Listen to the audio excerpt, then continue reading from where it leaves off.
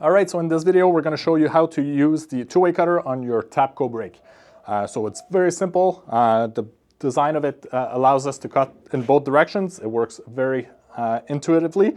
So as you'll see here on the back, we have a magnet and plunger that as soon as you let go, you rotate the body down, the magnets let go of the plunger, which allows the body to lock in a position.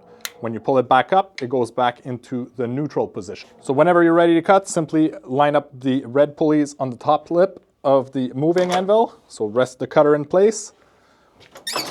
Pull out your material to whatever distance you want. Lock the brake. So we'll rotate the assembly down. Rotate the red body in the right position and make sure that the plunger in the back is engaged. And just cut away. When you go back up, it goes back to the neutral position.